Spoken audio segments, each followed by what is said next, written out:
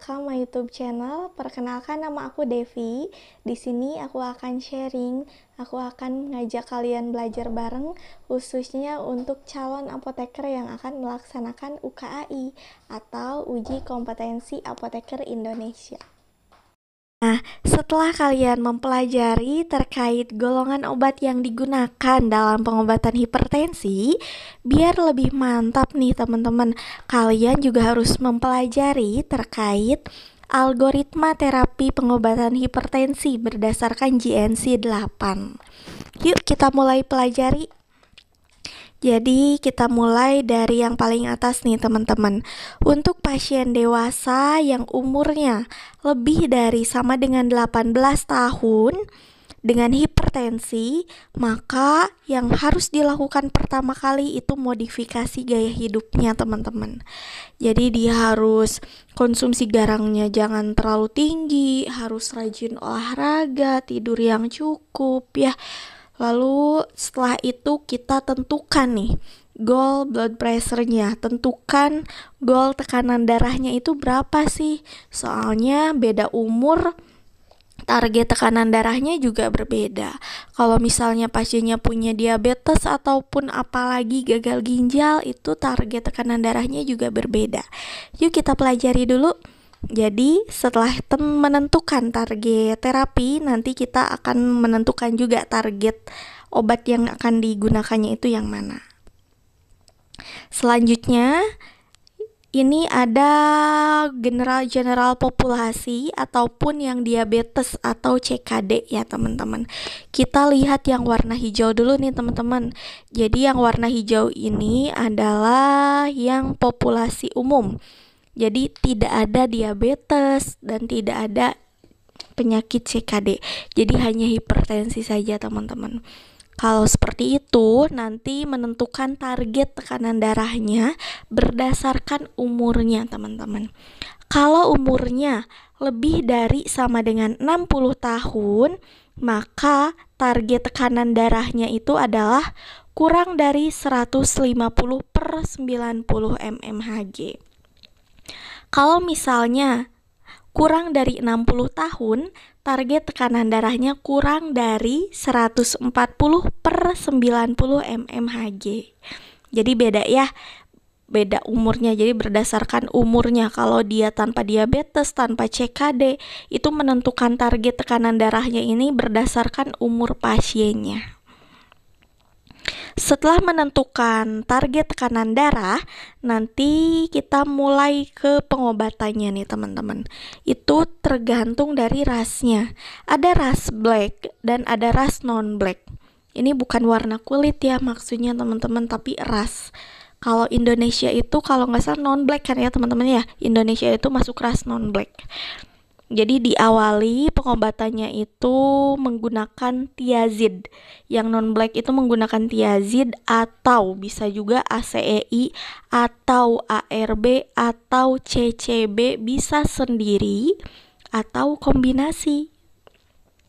Kalau misalnya rasnya yang black, nah yang black diawali dengan thiazid atau CCB, bisa sendiri atau kombinasi. Kalau kita sudah menentukan obat yang digunakan, maka dicek nih, tercapai tidak target tekanan darahnya? Yes atau no nih teman-teman. Kalau misalnya sudah tercapai target tekanan darahnya, maka lanjutkan terapinya dan tentunya harus dimonitoring terus ya, monitoring tanda vital pasien, terus monitoring efek obatnya dan monitoring efek samping obatnya juga gitu ya. Kalau misalnya nih tidak tercapai target tekanan darahnya belum tercapai, maka kita koordinasi dengan tenaga kesehatan lain dan kita juga bisa edukasi pasiennya untuk modifikasi gaya hidup lagi, dan di cross check, jangan-jangan pasiennya nggak patuh minum obat, jangan-jangan telat minum obatnya ya. Jadi diinformasikan kembali terkait gaya hidup dan kepatuhan pasien itu penting ya. Lalu setelah itu bisa dititrasi pengobatannya sampai dosis maksimal. Jadi dititrasi sampai dosis maksimal atau bisa dipertimbangkan penambahan another medication, penambahan obat golongan lain. Bisa ACEI, bisa ARB, CCB, atau tiazid. Yang penting golongannya beda sama yang dipakai yang pertama, teman-teman. Jadi dititrasi, ditingkatkan dosisnya bisa sampai maksimal. Kalau nggak bisa, bisa juga ditambahkan dengan golongan obat lain gitu. Setelah itu sama prosesnya. Apakah target tekanan darahnya sudah tercapai? Kalau sudah tercapai, kalau yes, lanjutkan terapi dan monitoring. Panahnya ke lanjutkan terapi dan monitoring, teman-teman. Kalau misalnya masih belum tercapai, sama, kita edukasi lagi gaya hidup pasiennya, kepatuhan pasiennya, dan bisa ditambahkan pengobatannya menggunakan obat golongan yang belum dipakai. Misalnya, golongan beta blocker, golongan aldosteron antagonis, others. Dan bisa dititrasi sampai dosis maksimal. Dicek lagi, target tekanan darahnya tercapai belum? Kalau misalnya yes, lanjutkan terapi dan monitoring lagi. Karena kan untuk pengobatan hipertensi ini kronis ya teman-teman, harus diminum rutin. Jadi harus selalu dimonitoring. Kalau masih belum tercapai, teman-teman udah dititrasi dosis sampai maksimal, obatnya sudah dikombinasi masih belum tercapai juga. Nanti kolaborasi tentunya dengan spesialis yang hypertension spesialis gitu. Nah, sekarang kita bahas yang kotak-kotak warna merah. Kotak-kotak warna merah ini itu pasien hipertensi dengan diabetes ataupun CKD. Nah, kita mulai dari yang all age. Jadi dengan segala umur, semua umur diabetes present. Jadi ada pasiennya dengan semua umur, semua jenis umur pasien. Lalu ada penyakit diabetes tapi no CKD, tanpa CKD, jadi hanya diabetes aja. Berapa target tekanan darahnya?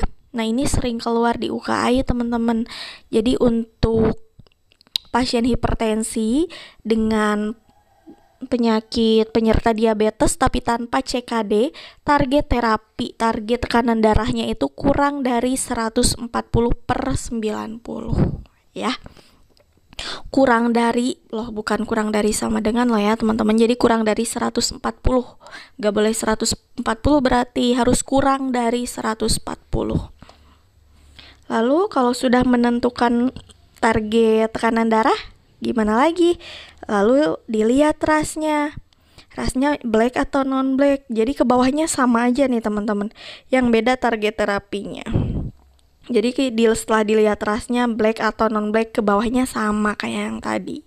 Nah, yang beda justru di sini. Kalau all age dan semua ras, semua umur, dia ada CKD-nya dengan ataupun tanpa diabetes. Jadi pasien hipertensi umurnya berapapun, mau ras black ataupun non black, tapi dia ada CKD-nya. Mau ada diabetes atau tanpa diabetes, intinya ada CKD-nya. Target tekanan darahnya sama teman-teman, kurang dari 140/90. Nah, terapinya harus diawali, nih aku zoom ya, diawali dengan golongan ACEI teman-teman. Jadi bukan dengan tiazid ya, bukan dengan diuretik. Berdasarkan JNC 8 ini, yang ada CKD-nya itu diawali dengan ACEI atau ARB, bisa sendiri, bisa kombinasi dengan golongan lain. Ya. Jadi kapan sih pakai ACEI, kapan pakai ARB? Jadi kan ACEI sama ARB itu sama ya, mekanisme kerjanya mirip.